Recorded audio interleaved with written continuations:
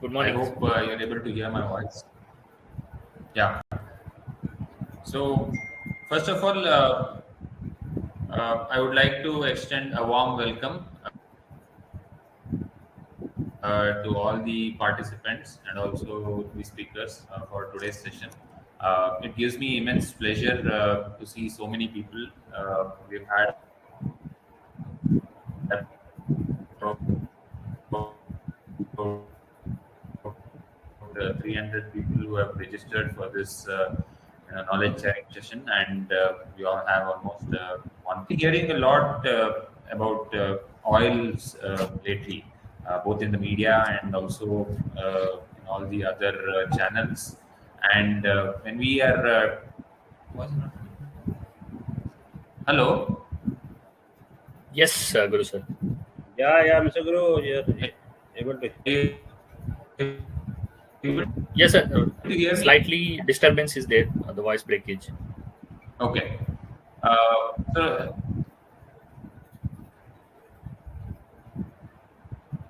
okay, so let me just repeat. Good morning, everyone, of edible oil and essential oil manufacturing. So, give me a second. I seem to have some technical issues.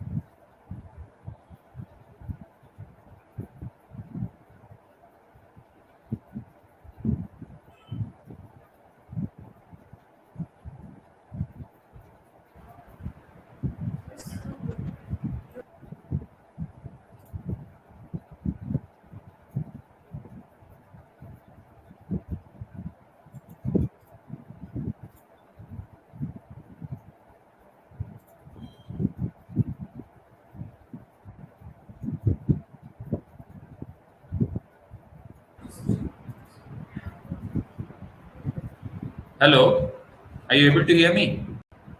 Yes, Yes, sir. yes, Mr. Guru, yeah. Yeah, okay. Sorry about that. I think there are some technical issues. I wish a warm welcome to all the participants and also the speakers of today's session. Uh, like always, we have had almost about 300 participants registering for this webinar, and we have more than 150 people live today. The oil has been a hot topic as of today, both essential oil as well as edible oils. We've had a lot of people coming to us asking to help them set up the plants and also to understand what is the market opportunity in these two sectors, and especially in the edible oil sector. So that being the case, today's topic will cover the first session will cover about edible oil manufacturing, and the second session about essential oils. Um, so when I say the edible oil manufacturing, we'll be looking at what are the top consumed and top produced edible oils in India, which are most commonly available. A brief market analysis, how and why you should start an industry in this sector. What are the basic requirements, and also what are the byproducts that you can look at? What are the opportunities for a new entrant, and the some of the government schemes that are available, and also who are the current players, the top players in this sector. Before I start the session, I would like to quickly introduce SolutionBuggy. We are an online platform to connect the manufacturing industries with the experts. In fact, we are India's largest platform for the MSME sector, and we have almost about 10,000 experts on the platform today, and have completed around 2,300 projects across India over the last 6 years.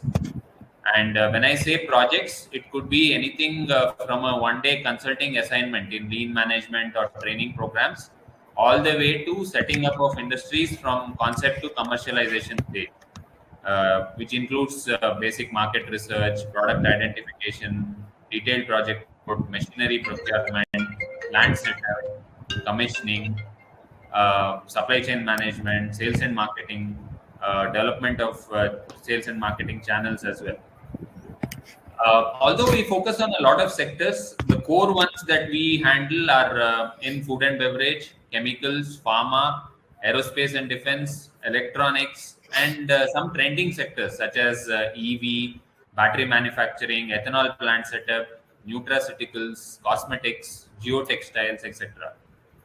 So, with that brief introduction of ourselves, I would like to give a brief about the speakers today.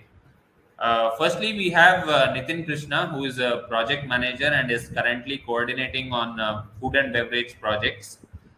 He has very good experience in setting up of edible and essential oil plants across India. Next, I have Mr. D.S. Mehra, who is again project head for all the projects at SolutionBuggy, and in particular, he has had good experience in the edible oil and essential oil sectors. So he'll be also talking about this sector. I welcome Mr. Nitin and Mr. D.S. Mehra. Thank you, sir. Thank you, Mr. Guru, for this Yeah. introduction. So with that, we would now like to start on today's session. Nitin, are you able to see the presentation? Yeah.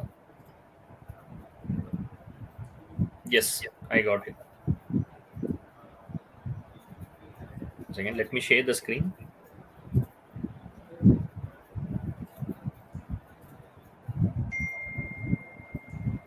Hope the screen is visible now. Yeah. Okay, great. So welcome everyone. This is Nitin, a project manager. So in this complete session of edible oil manufacturing, we are covering the couple of topics which already Guru sir has mentioned, starting with the introduction of edible oil, what is edible oil and what are the types of edible oils present in India, how it is made, and what are the major raw materials required for this setting up of manufacturing of edible oil plant.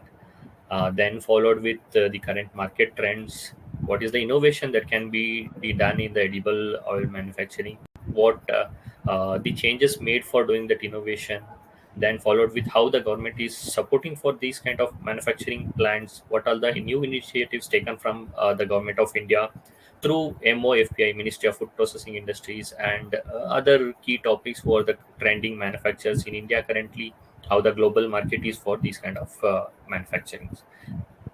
So I'll start with the basic thing. Edible oil. When we say edible, it's suitable to eat.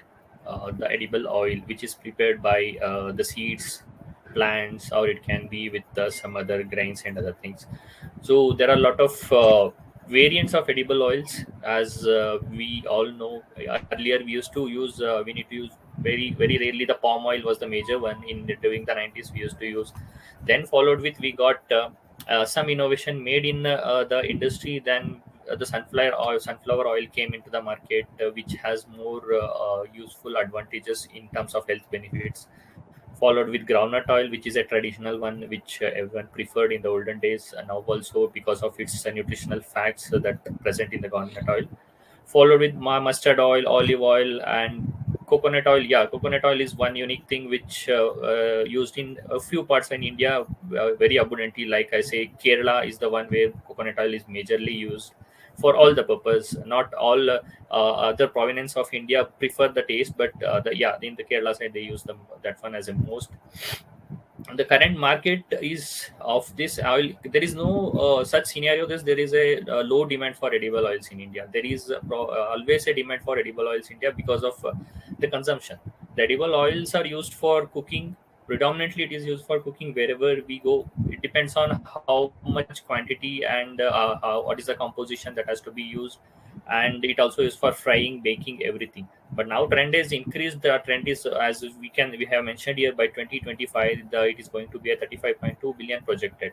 That is the reason why it is, the trend is now moved towards the conventional and convenient foods. Earlier we used, like earlier, whatever the food or food packets we used to procure at groceries, we don't see any oils mixed in it, because there was just ready to take and ready to cook in our home by mixing the oil. But now we can see the trend has been changed, that we are getting already ready to eat, ready to cook premixes which has some oil content in that one. That has also created one impact on increase in consumption by this 2025. This trend has come on the post covid, because people now started looking for very nutritional aspects of foods to eat.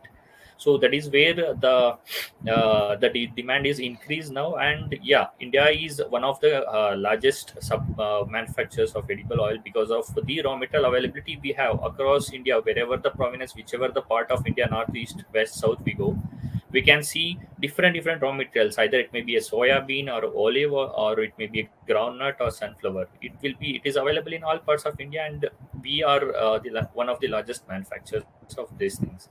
So this is just a brief about the edible oil. So then, yeah, how edible oil is reach, how it is going to reach the customers. This is completely, as you all know, it is a FMCG product. Each and every person household product it is. So it can, we already know this is available in pouches, bottles, cans, tins, and jars. So according to the consumption of the particular household, they are going to procure this oils. It is the end users, obviously the customer is the end users. Also the other chains, horeca segment, hotels and restaurants, where these kind of oils will be very widely used, home users. And as I said, food processing industries, this is one of the new thing. Now we can see that many food processing industries who are into RTC or RTH, like TV dinner kind of products, these edible oils are used in the air also. Earlier also they were using for some purpose, so for the some food products, and but they used to prefer only a palm oil, because the cost of the palm oil is less compared to the other one. But now the trend has changed. Now the demand is for the very nutritional contents and nutritional food products.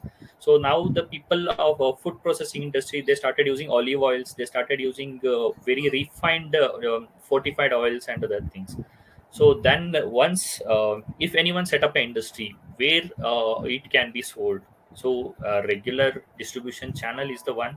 Connect to a distributors locally, and supply it to all over all the small kirana and grocery shops over there. Then there is a chain of supermarkets where it can go, chain of retail chains which can go. Online marketing is one, it is trending now post covid. That is also a good, having a good sales channels over there through online. And B2B sales also we can do. If say a top brand in India, a Sundrop or a Sofolo, who want to give a contract manufacturing to someone who can provide the quality which they require for the edible oils. If someone is having the abundant of raw material availability, and he is interested to set up that contract manufacturing unit where he can produce and submit it to the any big OEMs, that can also be possible in B2B segment. And D2C, directly reaching to the customers, this is another options which we have in the edible oils.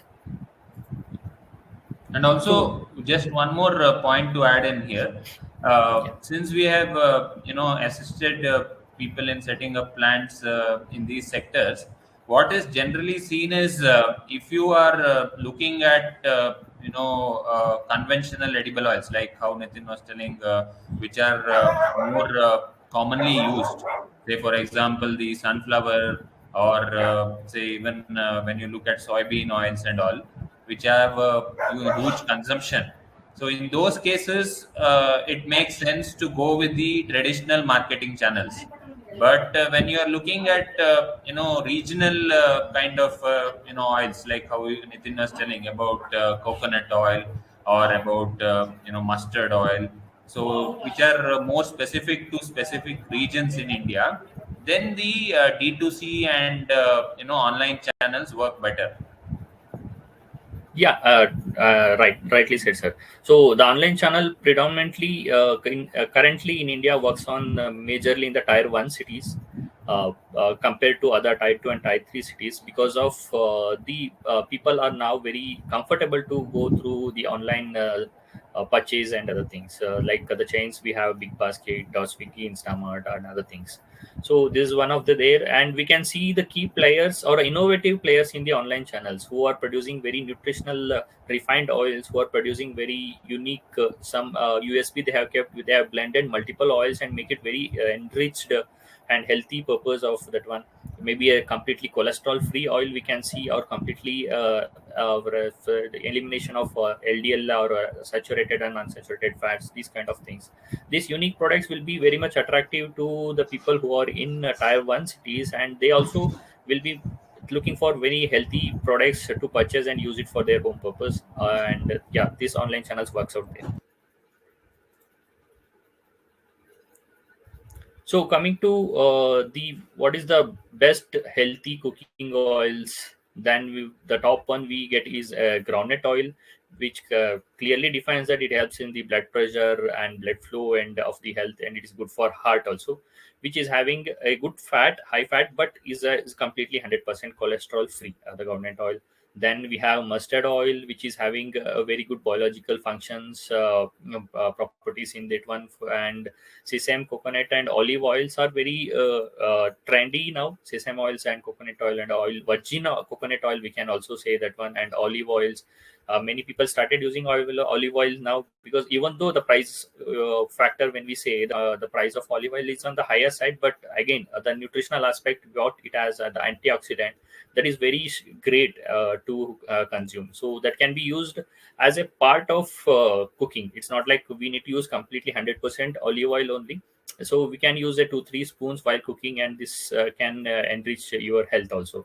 Sunflower is a standard one which has vitamin A and catechinoids, followed with omega 3, omega 6 can be also enriched in this one. The sunflower oil, we can also see completely refined sunflower oil in the market. We can see sunflower oil with a unique added of omega acids and other things.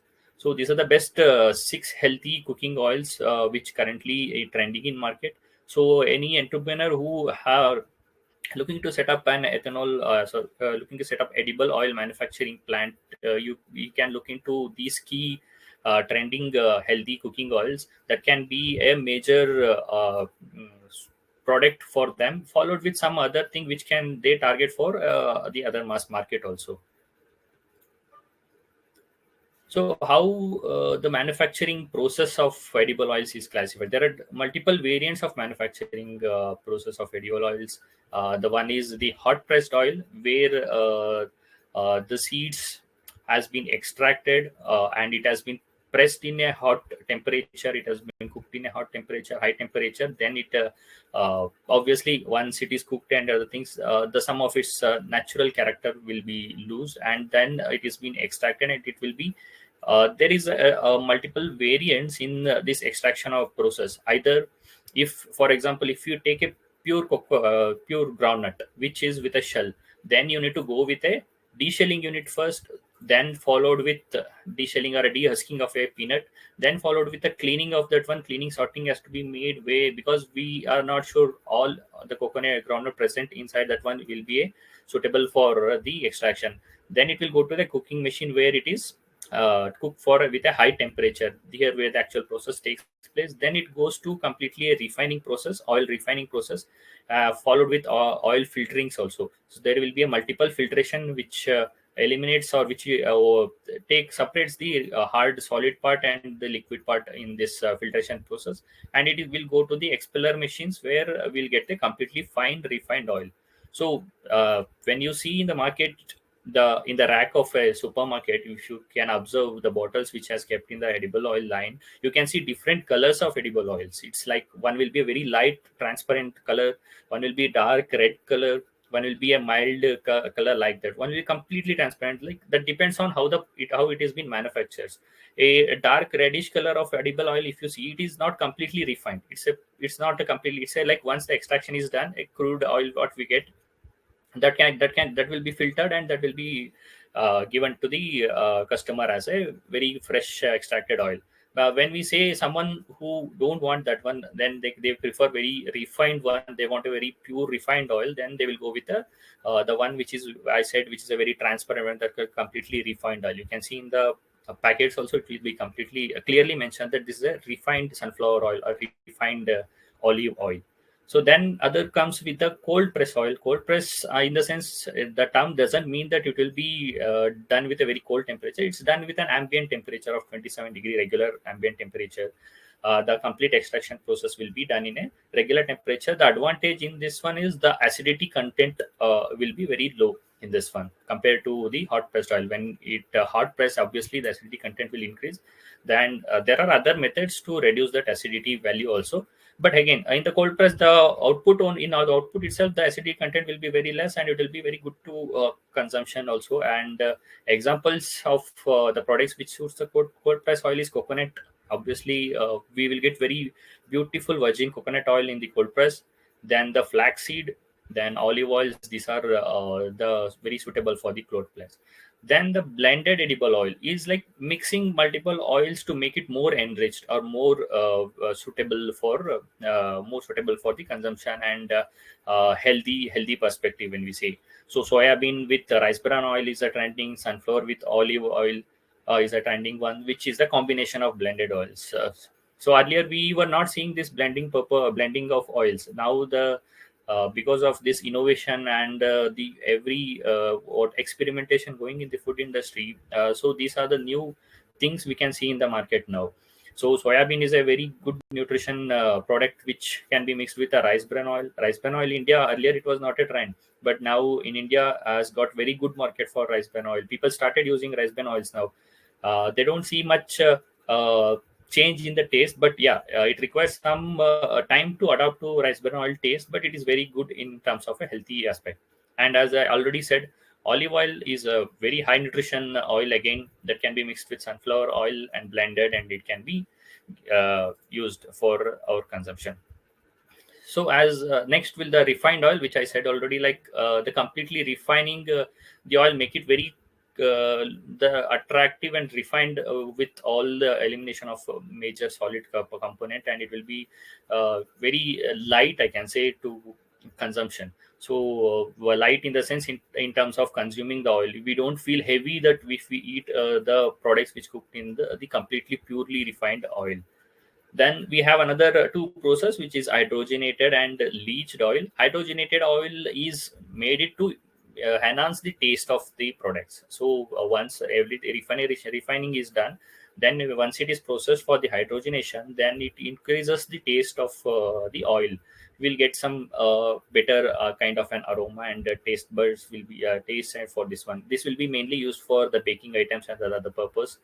So the major products in this one is the groundnut oil, corn, and olive oil, and other things. So leached oil is again, so the leached is a term is mentioned that it is extraction of oil from a crushed plant mass, or it's a completely solvent product which can be extracted from the plant products. So this type of products will be like a castor oil, we can say, which is completely subjected to a leaching process, because that has some combination of products which has to be removed and taken out. So this is undergoes through the leaching process. So this is one of the product that can be done through the leached oil process. So yeah, these are the major thing where how the edible oil is manufactured. And we can also go for a multiple combination of manufacturing. We, as you can see, have explained you regarding hot press, cold press, and blended. Hot pressed oil followed with a blending option also we can keep. Cold press oil followed with a blending option we can keep when we setting up of a manufacturing unit, instead of going with a single process, because you can now then explore a multiple variants of products on your brand, instead of going with a single hot pressed oil and go with a single line or chain of products.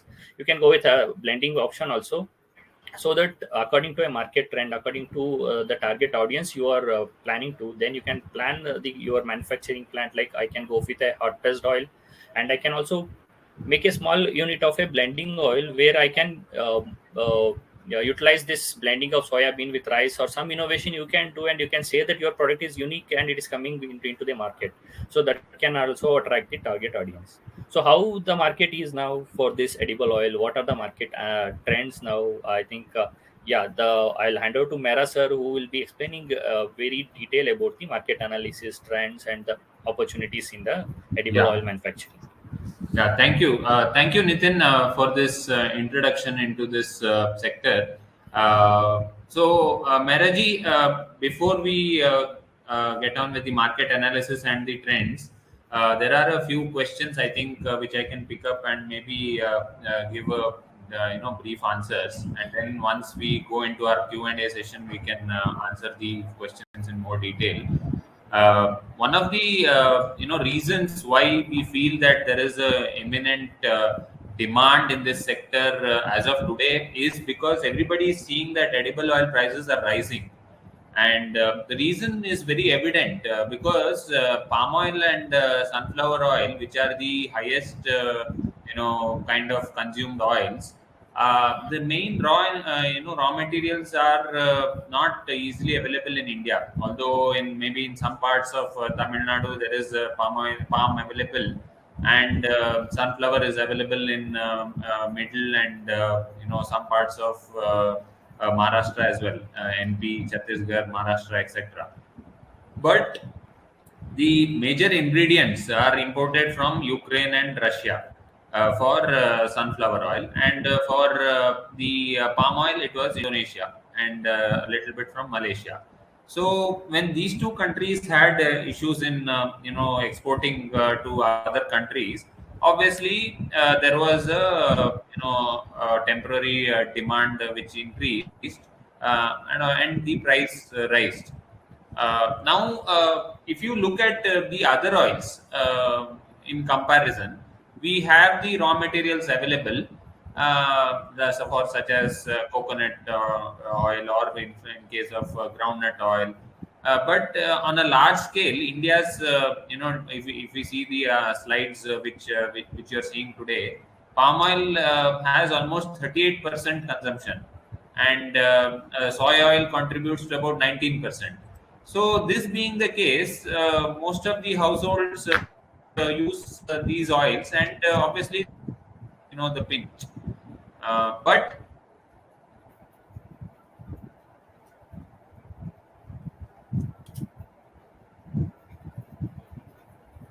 Mr. Guru, you are not audible.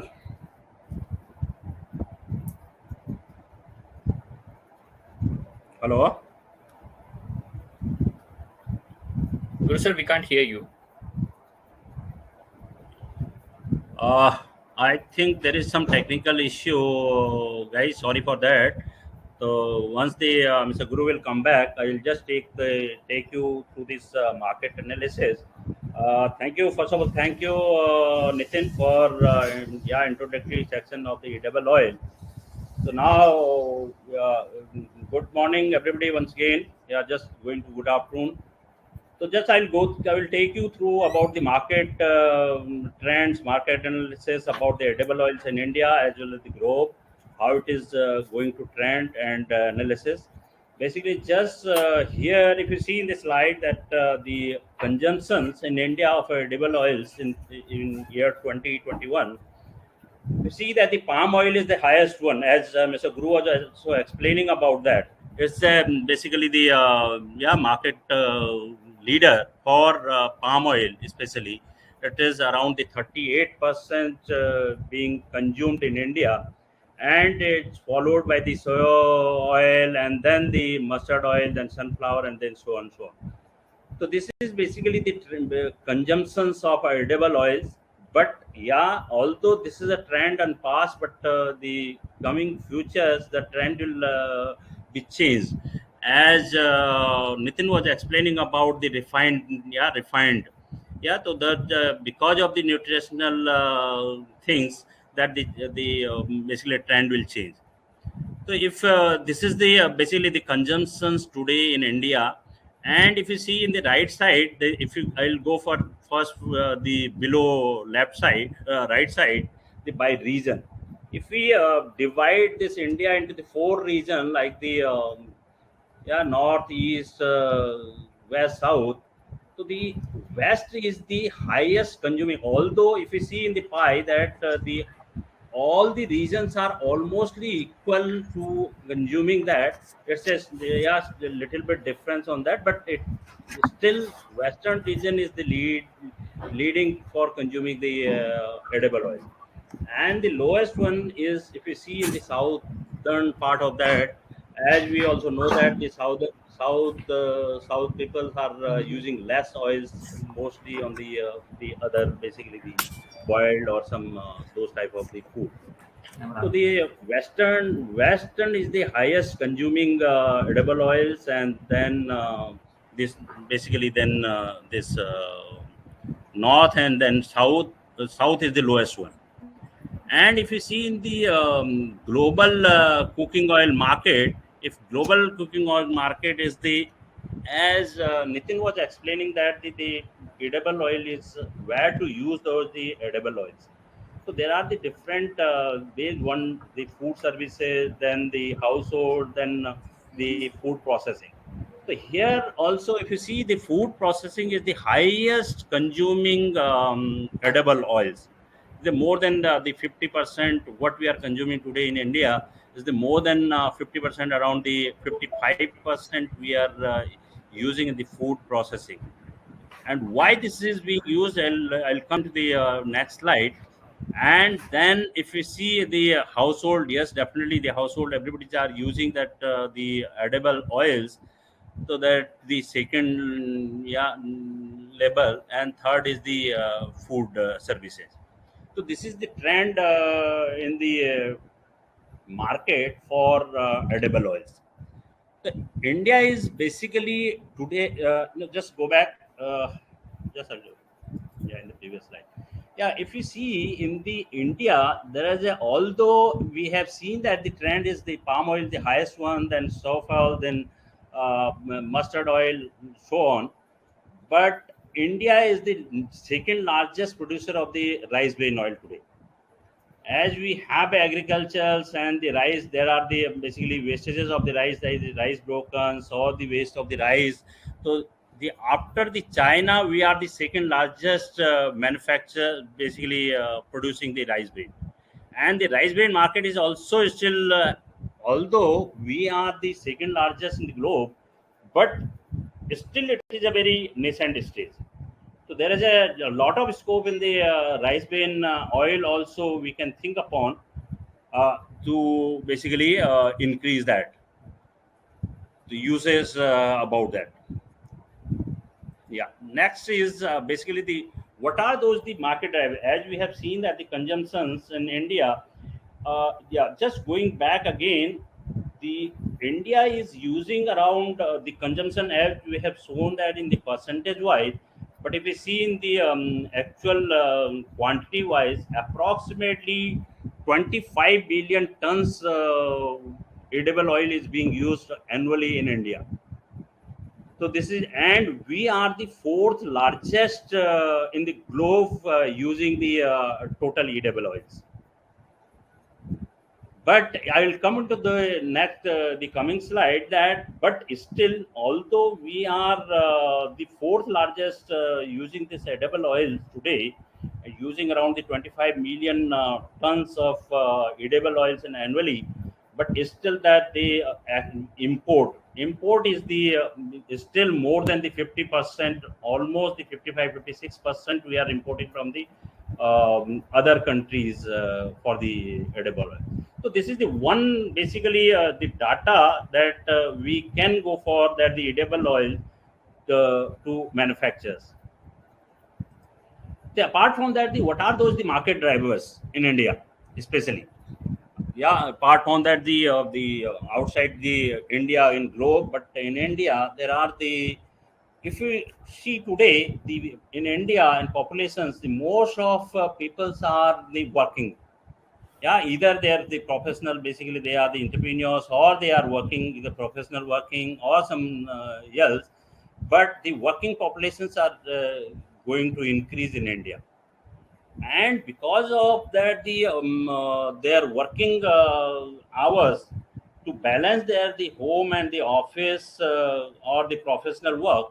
So they have the very hectic schedules, and they prefer to have that the processed food, to take lesser time. So as we have seen and earlier also, the in previous slide, this is the highest consuming of a food processing area. So that's why this is the reason that the food processing area, the edible oil is being consumed more. And the second is that peoples are having, although multiple time Nitin has also touched about their health concerns and the nutrients and other type of the oils. So peoples are very cautious about their health concerns, and it is showing that the prevalence is the coronary heart disease are the prevalence in today is increasing. So that's why the people wants that the having a good organic or the low cholesterol edible oils. So that's why that just Nitin was giving that the example like olive oil. Olive oil has having a very high nutritional. So that's why the peoples are using those the low cholesterol oil, wants to use those the low cholesterol edible oils or those. Yeah. So this is the basically product being launched, the omega-3 vitamins and the basically having the natural antioxidants. And the other the market drivers is peoples are today India is also, as we are the developing under the development. So this people of population of India is also wants to have their life like an international yeah. So the trend is going for as per that the international lifestyle. So this demand is high quality. That's why the high quality, especially the edible oils, is today in the market also. But the high quality edible oils, there are the variants such as the like olive oils, sesame oils, and the flaxseed. Although the cost of those oils are very high, but still people like to go for those because of their health concern.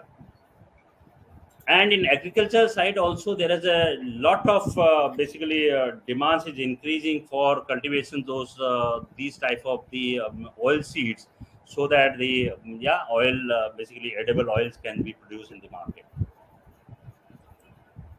The next is that the who all are that the player, the big player in the market for manufacturing so the edible oils. So the like, I think everybody has heard about the Fortune, Imami, Patanjali, Ruchi Soya, Gokul, Gujarat Ambuja. So basically, those are manufacturing at this moment is a big player in the market. But not only that, the big market, but the newcomers are also entering into the this edible oil. Just giving the some of the examples. Apart from that, there are the lot of the unorganized ad and there are the new startup also coming for this sector. As we have seen that this the more than 50% what we are consuming today edible oil in India is being imported. So this is the very good opportunity today that we can go about to manufacture the edible oil. So like in the new players, just we have given some of the name of here, the Garmia, Ashok, Saptam, Gulab, Nutella. So those are the newcomers and the edible oils sectors. So is sorry. So now, if we see in the export of cooking oils from India, so this so the groundnut based the April to March month. Just hold on.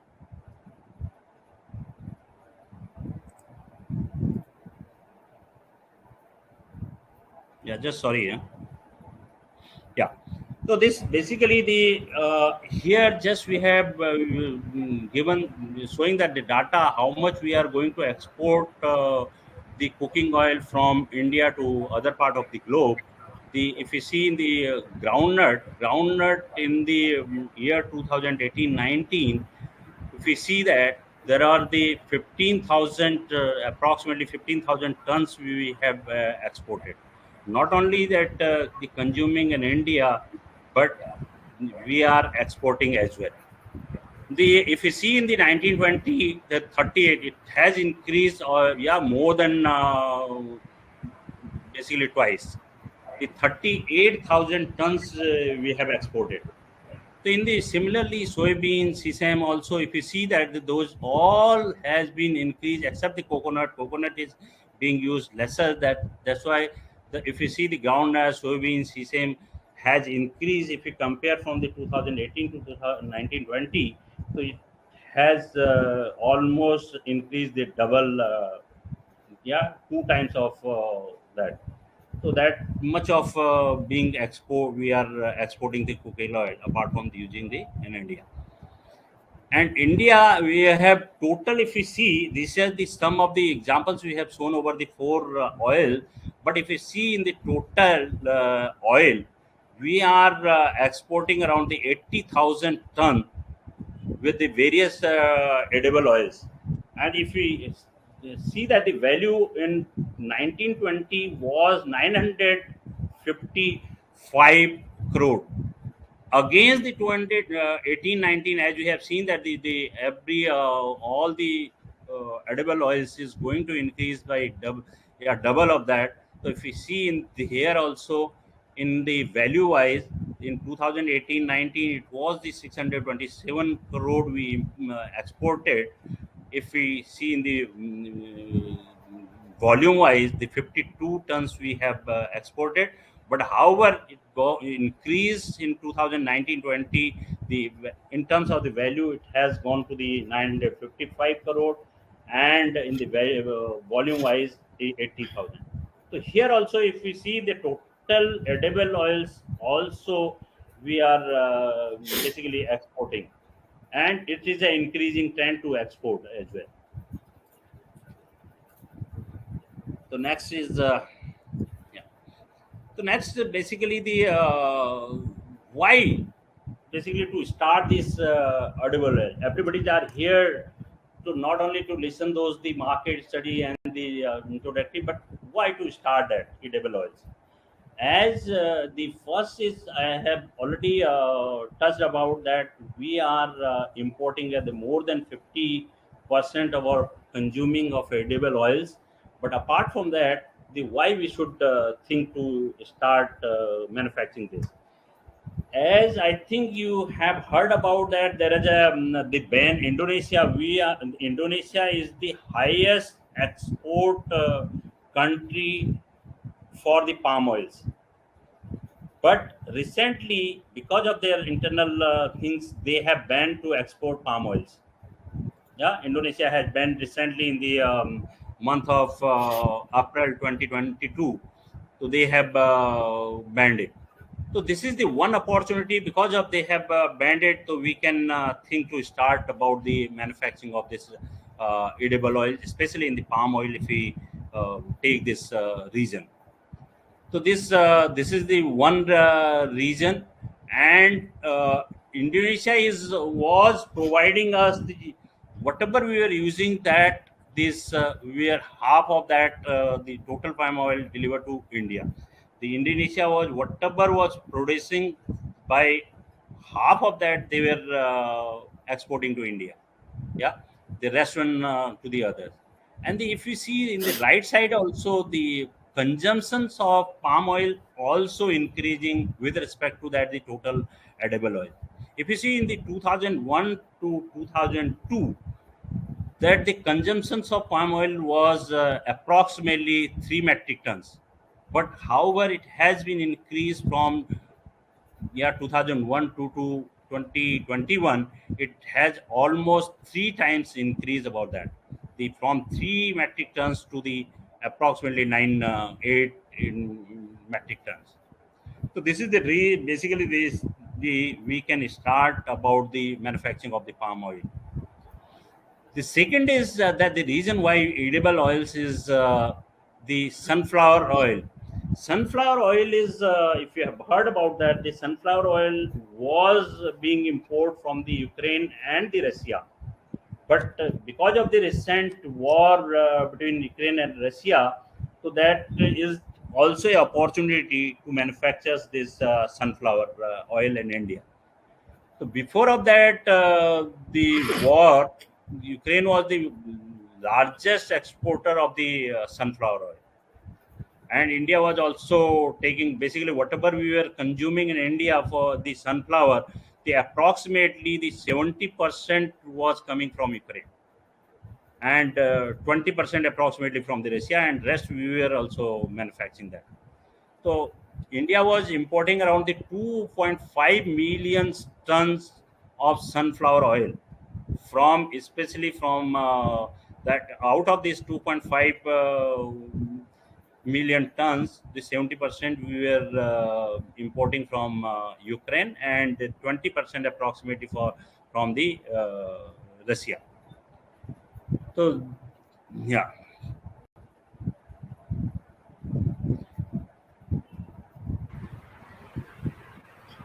and Naresh, please go yeah, ahead.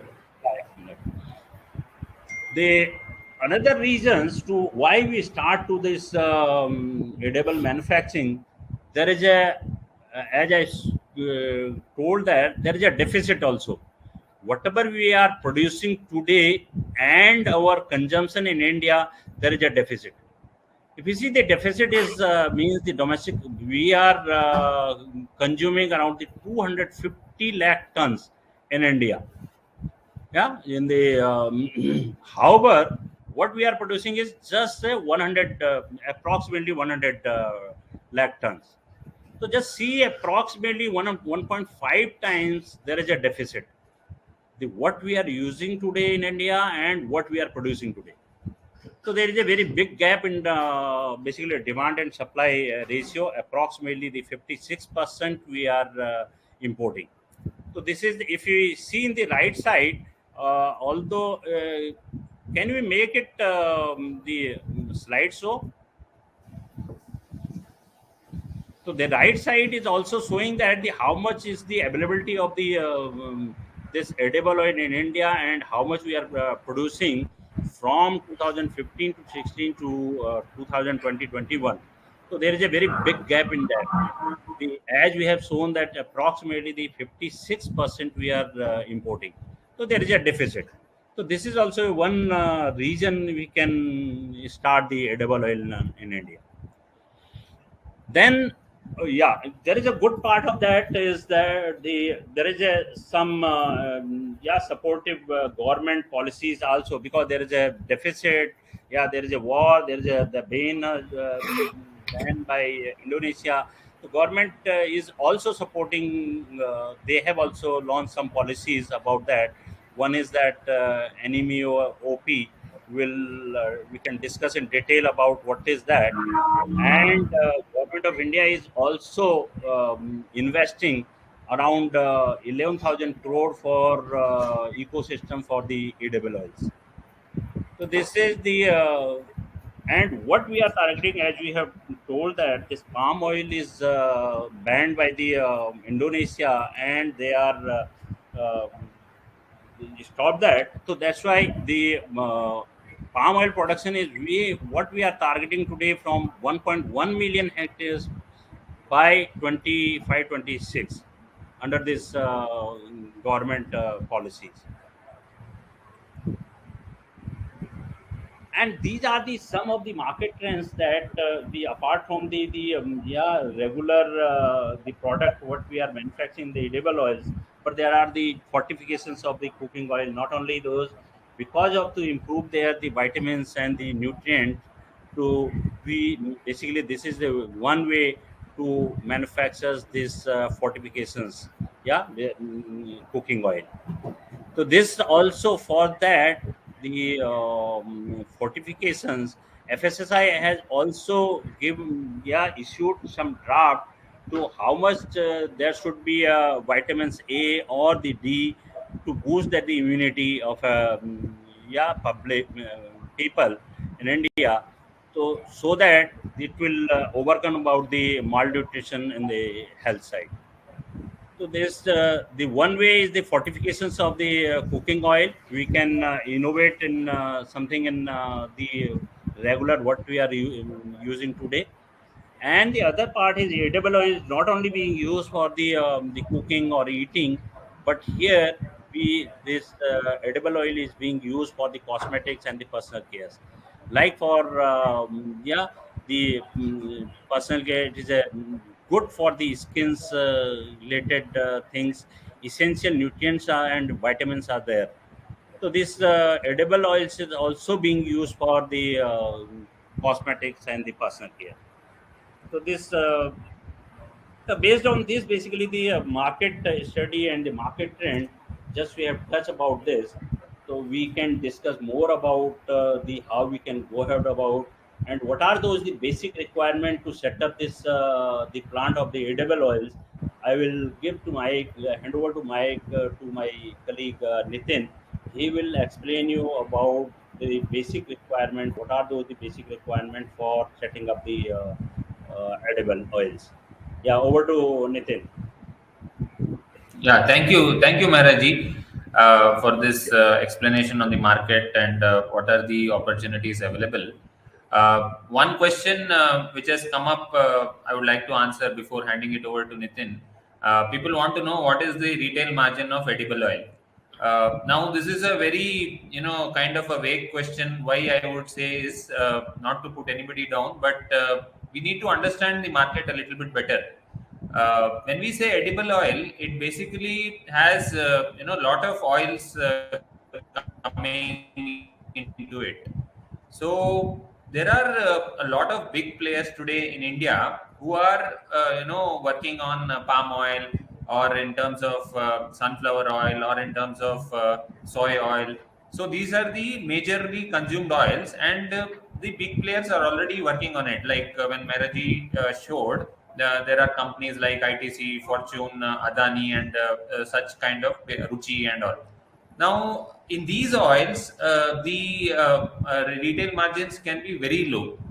So you would be actually competing with the large giants who have well-established, distribution channels, super stockists, and also retailers who are already, giving their shelf space to these big giants. Now, if you are today going to get into such a vastly consumed kind of an oil, then in that case your margins will be very low. Not to put anybody down, but it is less than 5%. Uh, and these are gross margins, not the net ones.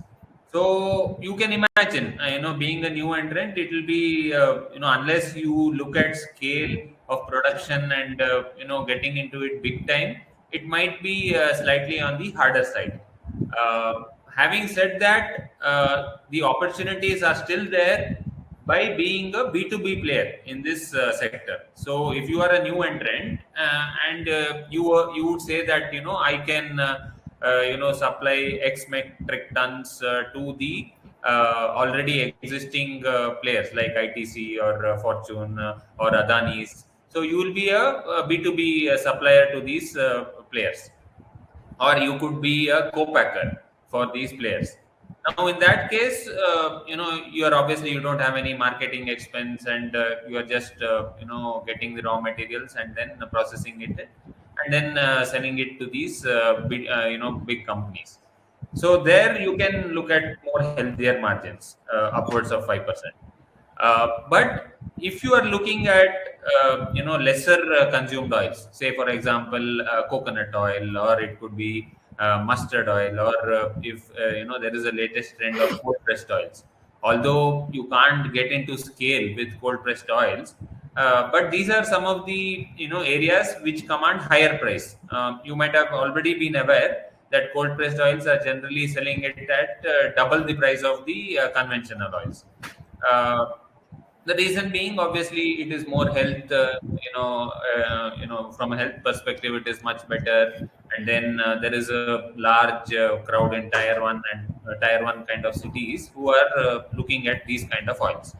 Uh, so if you are looking at on scale kind of oils in the regional sector, then we would suggest that you could go for the lesser, consumed oils, which are more regional in presence. Say, for example, if you are in the southern India market, then you could look at coconut oil, and also if you are in Karnataka, safflower oil is something that you could look at. So these are some of the variations that you could look at where the large players do not operate predominantly. So there, you can get some operating margins which are upwards of 10 to 12%. Yeah, Nitin, you can continue from here. Right. Thank you. So I'll just covering now regarding the basic requirement for anyone who want to set up this edible oil manufacturing plant. So the concept is very simple. When we say, so we are extracting the oil percentage or oil content from seeds, uh, and then we are using that oil as a cooking purpose.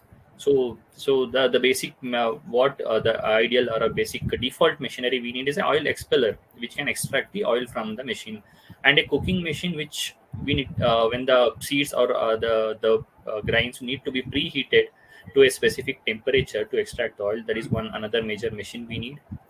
Then the next we need is a refining machines to like the filter the solid residue parts and make it oil completely purely refined one. So that has multiple layers of filters, alpha level layers of filters, which has I can say the filtration parts also, which one filter can reduce the solid residues, one filter can reduce the finest part of the residues, like that the multiple filtration process it goes, and we get a completely very refined oil. And then this storing containers, because all of a sudden we can't pack it and send it to the market unless until we have a continuous demand. We need to store it in a storage tanks once it is being extracted. This is a general simple one. But when we say to specific kind of a product, if I consider example of a groundnut comes with a shell. If someone want to set up starting from taking a raw groundnut which is having a shell which has been procured from the farmer, then I have to process. And if you say that I have very less abundant of labors in my place and I want completely fully automatic process of machines, then you can go with first is a dehusking machine where it is the shell has been opened and it has been husked, and the raw peanuts will be sent to the next cleaning one. So then where cleaning, it will be completely cleaned if any sand or other residue part will be there. Then once cleaning is done, it will be then moved to a magnetic conveyor, where if any metal contamination present in the raw material which you have procured, that will be pulled out through the magnetic, that one. Then it will go to a cooking machine for a preheating. Cooking machine, once it is done, it softens the whatever the raw materials which is used. Then it will be processed to a oil refining machine completely. Oil refining, it will be it will be sent to oil expeller machines, where it oil completely oil will be extracted from that one. We can also call it as a solvent extraction or other thing, followed with the oil refining and oil filter machines. So similarly, if I take another example for a soya bean, soya oil extraction, soya beans, we will get it in a regular soya bean itself. It will be then we'll get it in bags or containers as a raw material, the completely pure soya bean we used to get. Then directly, instead of a deselling, we can directly skip that part here, and we can directly send it to a magnetic conveyors or a magnetic drums, where it can remove the contamination of any metal part. And then soya is sent into a crushing machine, where it has been crushed and softened. Then it has been sent to a extraction unit. So multiple options are there, depends on the raw materials available, which raw material we are going to use, and what are the process we need to follow. And also the budget constraint also. If you want to start it with a very minimum investment, as it has mentioned here, a small unit can be started with an investment of 30 lakh with a semi automatic machines and the expeller and refining machines. So that is an ideal one who is a startup, who can go with a small capacity of a plant. And again, we need to consider what kind of raw material available in your location. We need to do that some location analysis, which are the raw material available for particular raw material, what kind of process I can follow. And then in your region, if you want to do a B2B kind of a setup, or you want to do a B2C kind of a setup, means you want to set up your own brand also, where it will be manufactured and packed in a pouches, tins or cans like that, that can be planned accordingly. So the major licenses, as everyone know, food industry means FSSI. FSSI license is the one standard, and followed with a BIS. And also we need to take if we are planning for a fortification, we need to then go for a HACCP also, for the fortification part. If you're fortifying your product and say that it has got this much of nutritional content, this much of iron, for omega 3 and other things, we need to go for a fortification. Professional, like usually profit margin at the initial, it will be a 5 to 10%, because again, it also depends on the which type of product. If you're going for a very unique product, innovation product, kind of a olive oil, or the flaxseed oil, all those things which is having a very rich nutrition content, the profit margin will obviously increase, because the cost of your product in a selling in the supermarket shelf or somewhere, it will be in the very higher side, and you'll get a very good profit margin there.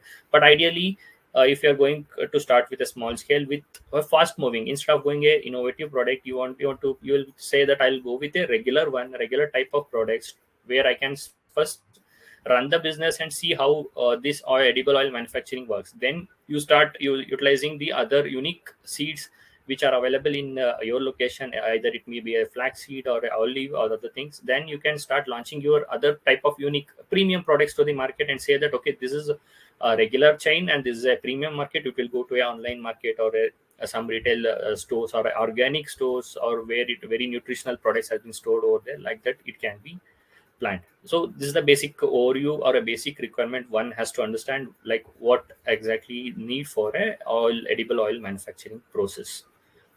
The factory, the ideal size of 5,000 square feet of area for a small capacity plant can be fit in. We also need to check on the storage silos part of the vertical heights and other things, that can we can plan it accordingly once we start working on the project. So again, so we are extracting the oils from the seeds, or the sunflower seeds, whatever the seeds we are using as a raw material. What happens for the byproducts, or what happens once the oil is extracted from that seed? What we are going to do that one? We are getting multiple byproducts here. So the fodder, which can be oil cakes, once it is completely pressed, it comes out the oil cakes. It can be which is also, again, it is having a rich in protein content. It can be used for animal feed industries, that can be easily supplied to them for utilization for the animal feeds. And some of the oils are also used for lubrication for the machineries. The another part of this one leftover, the solid kind of thing which I told, that is having very good high friction coefficient, that can be used as a lubrication for the machines. And there are another kind of things which can be used for a biodiesel also, which is derived from the animal fats and non-edible vegetable fats, that can also be used. The last one which I say is lecithin, which is a sunflower seeds and soybean seeds are a significant source for derivation of this lecithin. This is generally used in the cosmetics or nutraceutical or medication purpose. This is one of the other byproducts or a residue of the oil which can be used.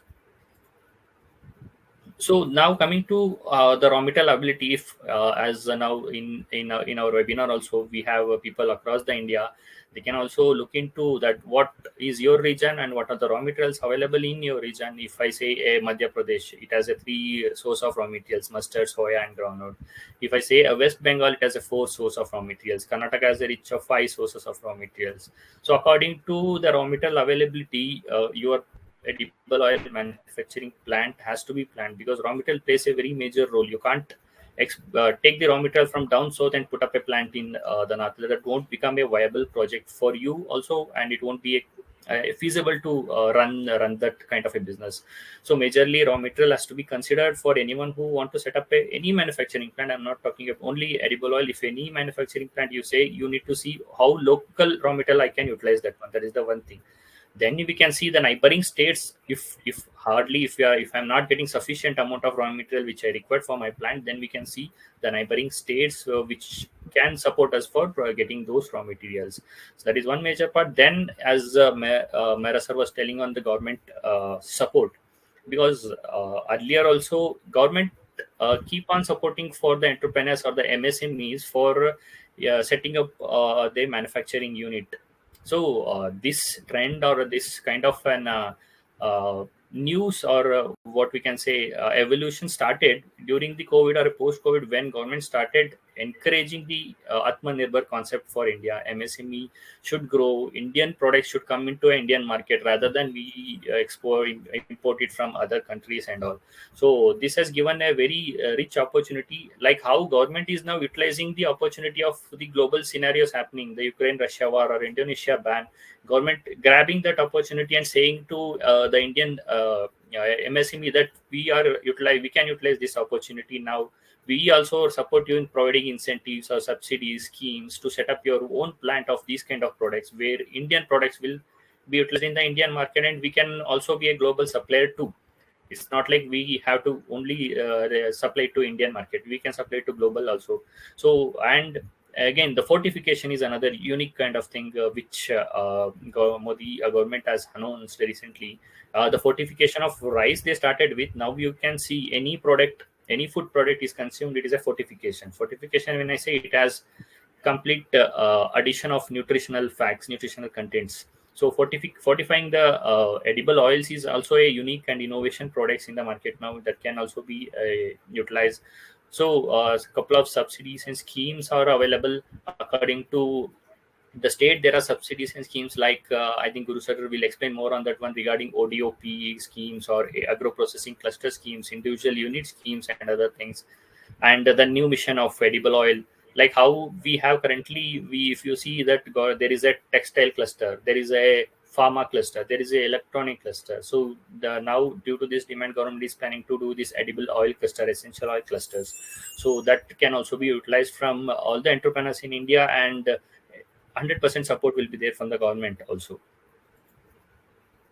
So coming to the consumptions or the production of the edible oils according to the states, if you see the groundnut, I'm considering this major four one, where four edible oils: groundnut, sunflower, and soybean, and mustard. So you can see in the groundnut, it is Gujarat is the one highest production of the groundnut oils. And we come to sunflower, it is almost Karnataka is predominantly producing 0.17 million tons of this one.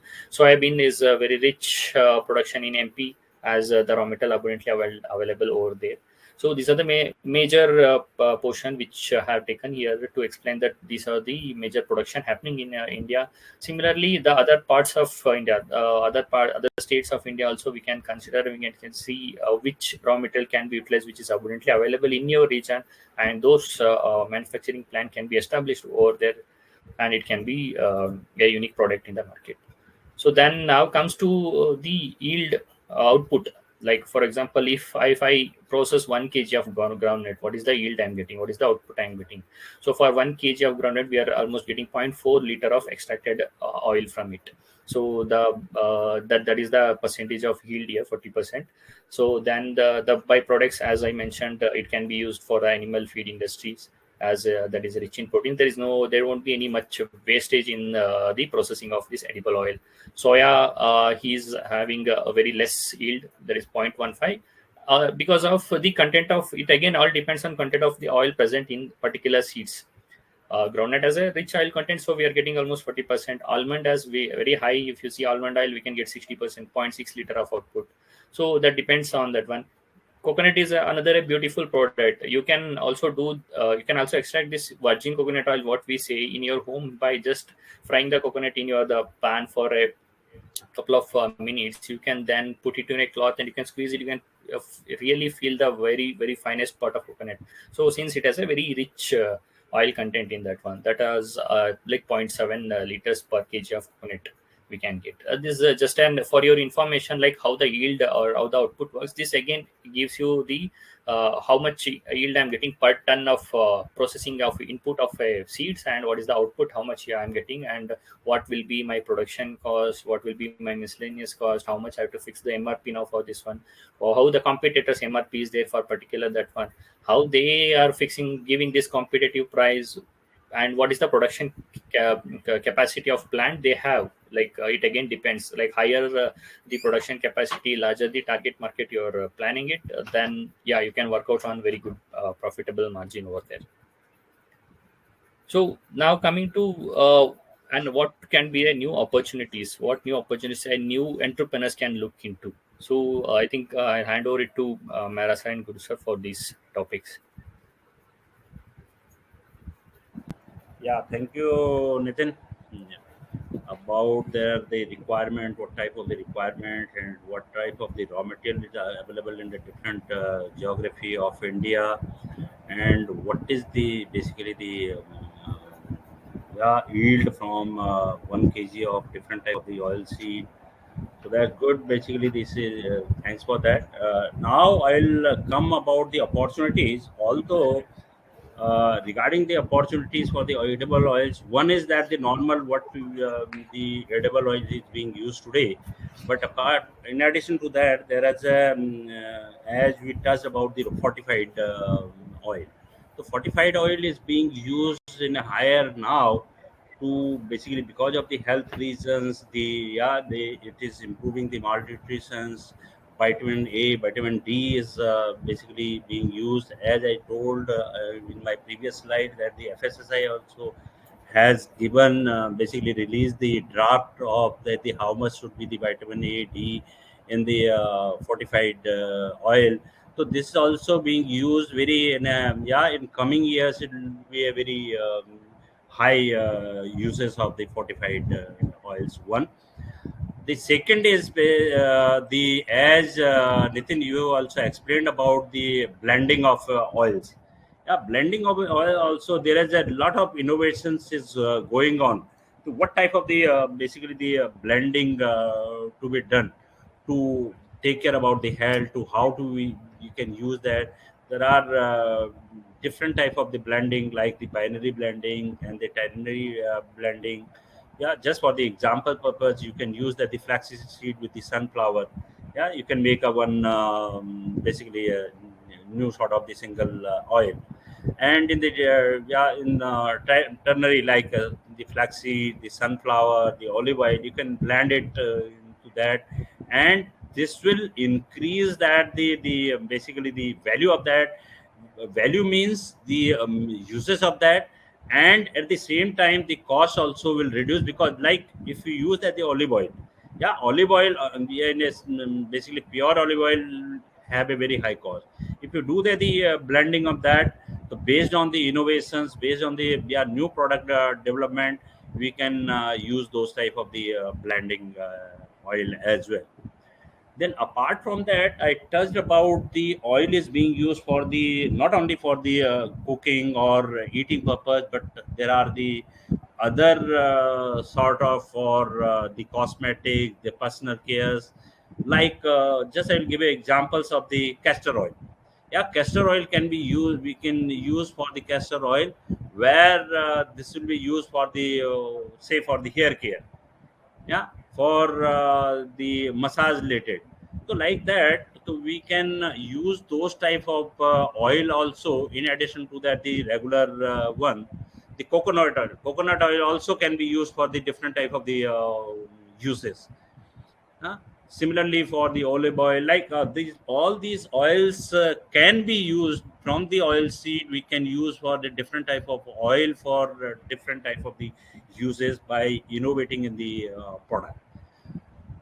And as just Nitin, you touched about the byproducts also. Apart from those product, the byproduct also can be used like one the what we are saying that the for the animal feed, the cakes.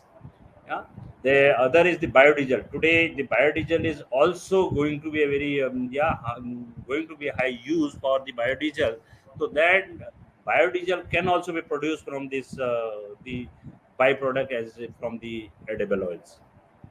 Then there are as you told this not only for the dirt but the soaps can also be produced from as a byproduct from the edible oils.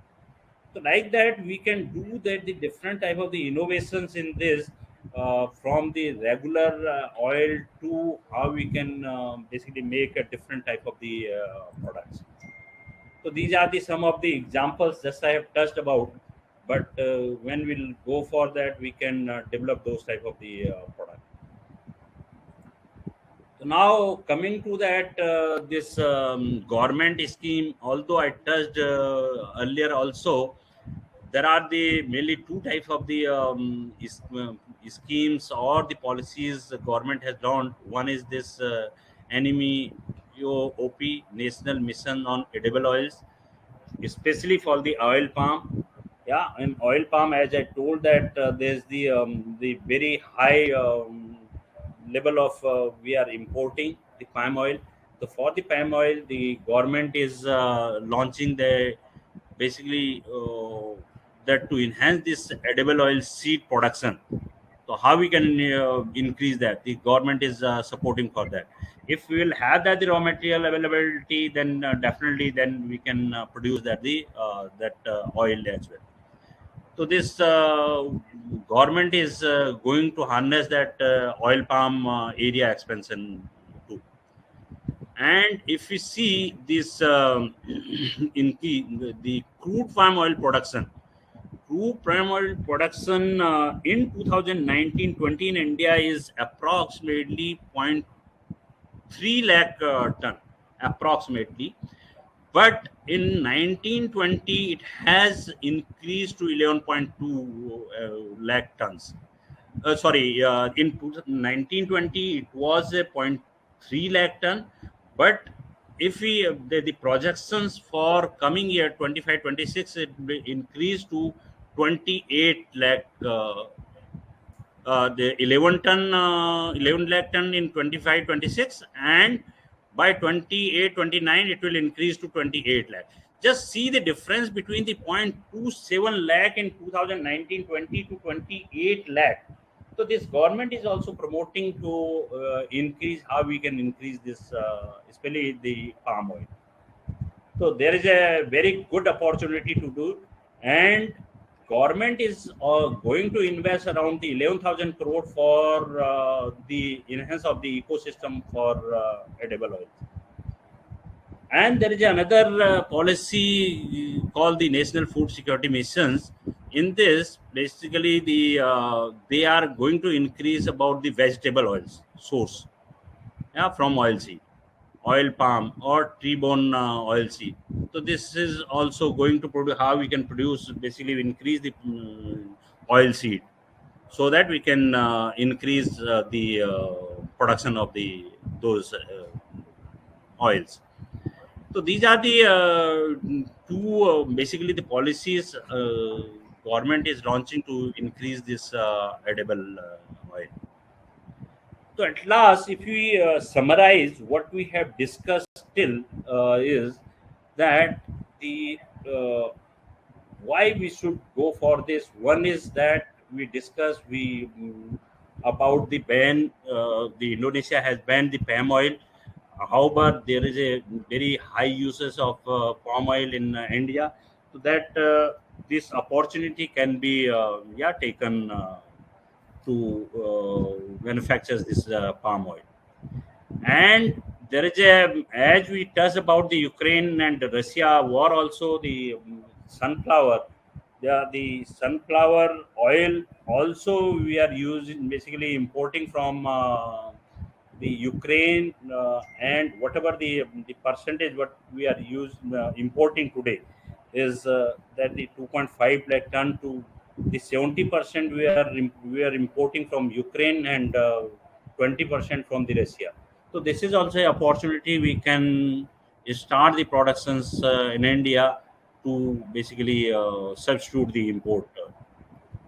And this is the basically we will suggest to the entrepreneurs whosoever are thinking to start the manufacturing of the edible oil. This is the right time and the opportunity to start the business.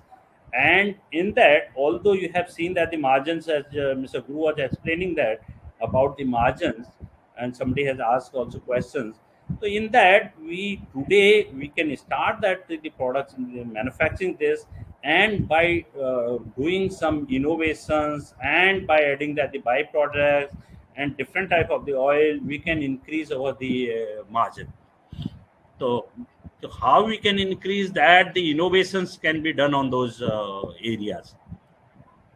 So this is the basically these are the some of the areas where the opportunities are there. And as we see, if we see in the India, so this is the part of our life of oil. The yeah, in Indian diet, if you see on all diets, you have using this cooking oil. So it's never is going to decrease the demand of that. So definitely the demand will definitely will increase. And if we have seen Sure. in the previous slide also, there is a deficit of oil, the demand versus supply today. So we Right. can the out of 56% of the import we can substitute and we can manufacture in India. So this is all Sure. from our side. Thank you, Mr. Guru, and thank you, Nitin, for giving this opportunity. Yeah, thank you, Mehraji, for this wonderful presentation, and Nitin as well for highlighting on various aspects which needs to be considered. I think we have a plethora of questions.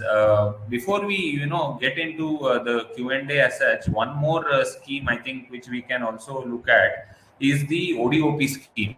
ODOP basically is the one district, one product, according to which each district has been earmarked for a particular product. So apart from the other central government schemes that you have, in case the district in which you're going to set up your unit, and in the if that district comes under the ODOP scheme, and in general, for example, I would take the example of coconut. Then in that case, if you are based out of Hassan or Ramnagar, these are in Karnataka districts, and Coimbatore in Tamil Nadu, then under ODOP scheme, coconut is the product, or coconut is the raw material. So if you are producing anything in coconut based oils or virgin coconut oils, then you have additional benefits that you can look at, capped up to about 35 lakhs. So these are some of the things, and also interest subvention scheme can be looked at from the banks. So on a similar scale, if you are looking at mustard, then we picked up a few districts in Assam, Majauli, Darang, and then there is in Haryana there is Mewari, in Madhya Pradesh there is Morena, which are for the mustard. Again, for palm oil, as we don't have too much of palm oil cultivation, there is only one district, which is Thuthukudi in Tamil Nadu. In terms of groundnut, we have a lot of districts, especially Anantapur in Andhra Pradesh, Balrampur in Chhattisgarh, Amroli in Gujarat, Rajkot, and in Karnataka we have Chitradurga. Again, we have Odisha, we have Bayar district. In Telangana, we have Narayanpet. So these are some of the districts which are looking at groundnut as well. So similarly, you can look at the product, and then you can get back to us, and then we can also look at the ODOP, and then we can suggest which are the products that you can go for.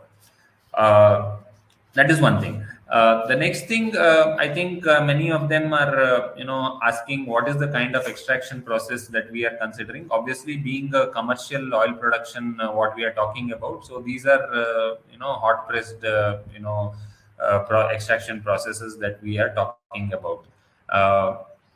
And then we are getting some questions on how is there any import duty and things like that.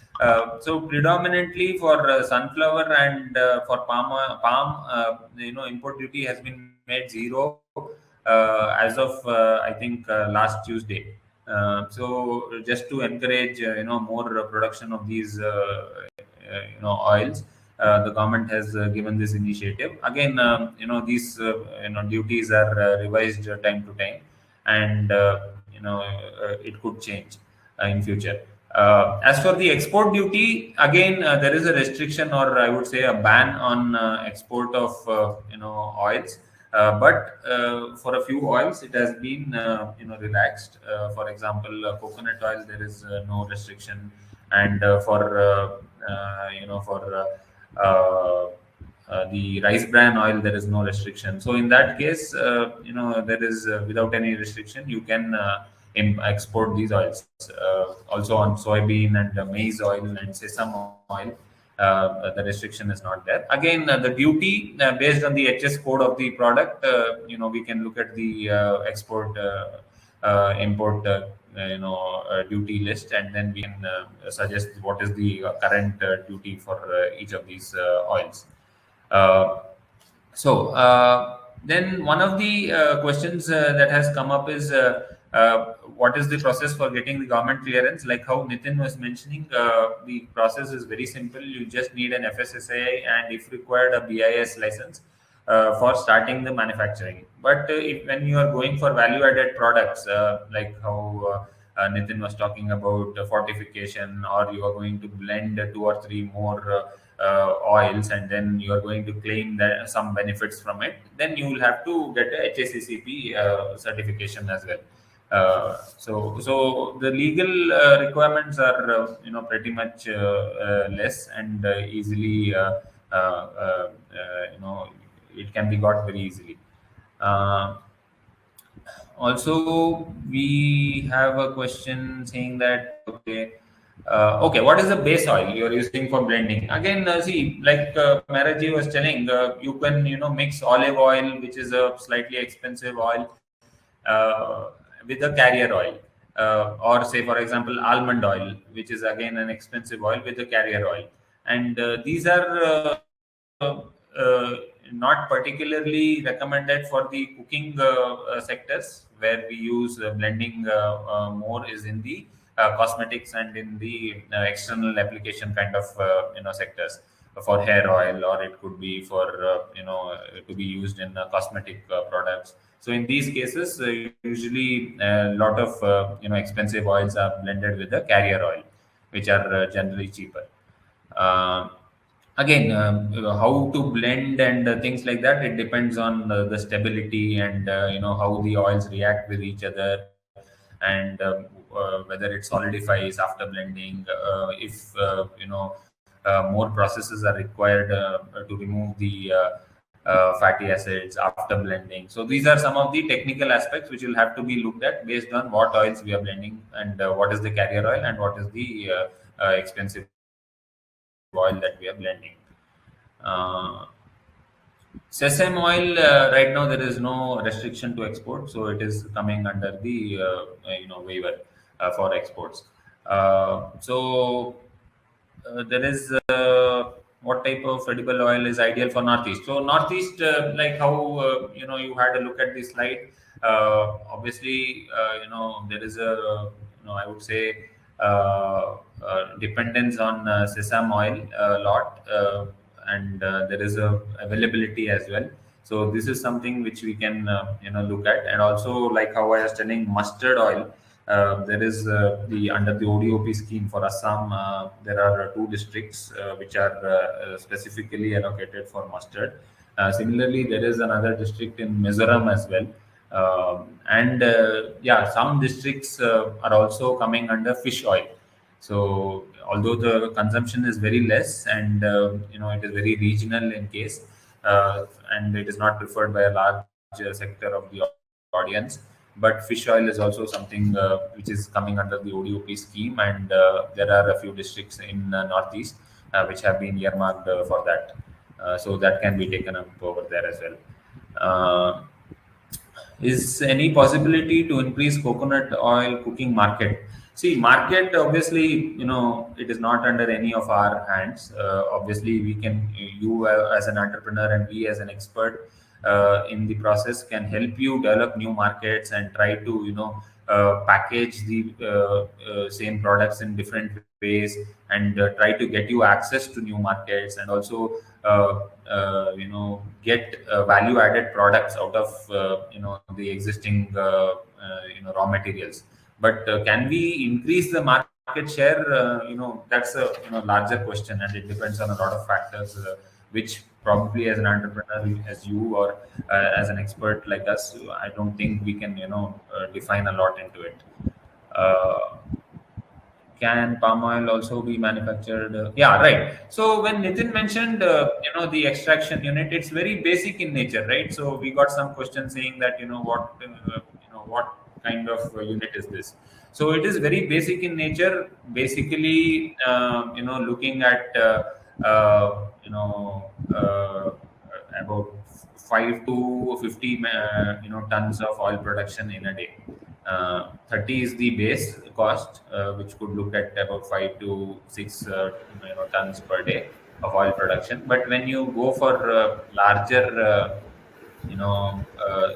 plants, you will obviously require, like how Nitin was mentioning, a storage area, silos to set up, to keep your raw materials. So all these costs have to be added. So this, what we were looking at, is a basic kind of a setup. um, what edible oil? So AP and Vishakhapatnam, what you are talking about, obviously, there is a lot of availability of groundnut, so that can be looked at if you are from AP. And also from the Telangana region, there is also ODOP schemes available for these sectors. For cold pressed oil, as of now, there is no scheme. The scheme what Mehtaji was also discussing was for setup of a micro unit, setup of a small unit. So when you look at cold pressed oil, again, you can look at what kind of scale you are looking at. If you are looking at one machine which you can keep it in, say, about 100 square feet area, and you want to start making that oil, then there is no relevant subsidy that you can look at.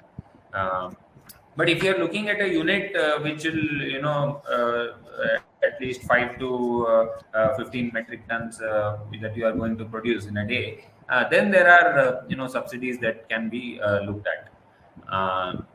So if you are looking at, okay, we have got some questions for Maharashtra. Obviously, Maharashtra has got very good and abundant supply of sunflower, safflower also, and also to a large extent of groundnut also. So all these can be looked at from Maharashtra perspective. Again, when we see, you can look at it and things like that. Like how Nitin was mentioning, you should also consider how far are you from the point where the raw material is being manufactured, because most of your cost goes in getting the raw material, the logistics part of the raw material, then it won't be a feasible solution. So although we would say, as a blanket, kind of suggestion, but we will have to look at exactly where you're setting up the unit and what is your access to the raw materials. Also, in these cases, you can't build large storage locations to keep these raw materials. So that is also a constraint.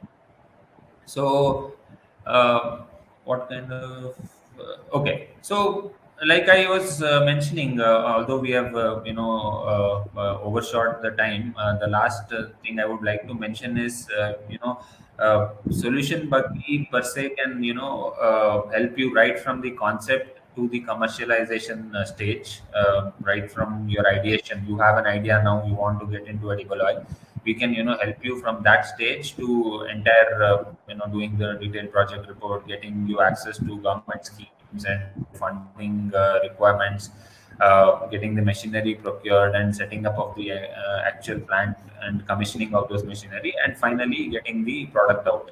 And also help you out with if possible, with the B2B players who would be ready to look at your facility if it meets all their criteria and conditions.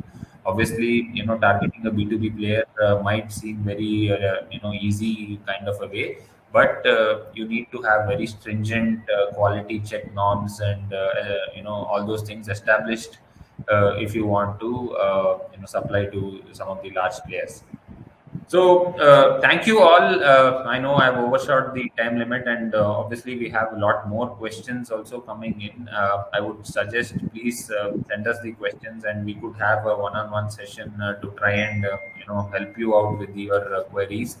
And also, if you would like to have some experts address the queries, then you can get in touch with us. We can set up a micro consulting session, uh, and help you out with that.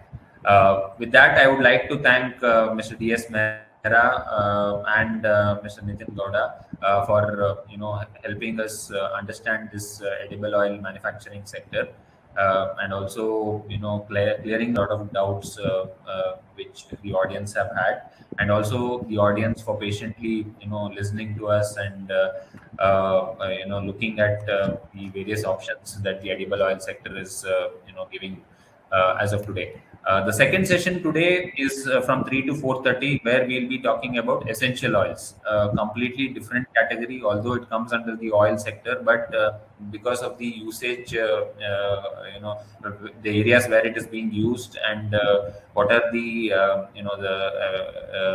demand in the market, and also the manufacturing facility, which is completely different for an essential oil category. So we have a different session for it, and we have another expert who is going to come and talk about it. Thank you, everybody. Thanks for a wonderful session, and do connect to us with all your questions and queries. Okay, thank you, Mr. Group. Thank you, audience. Thank you. Thank you, sir. Thanks everyone.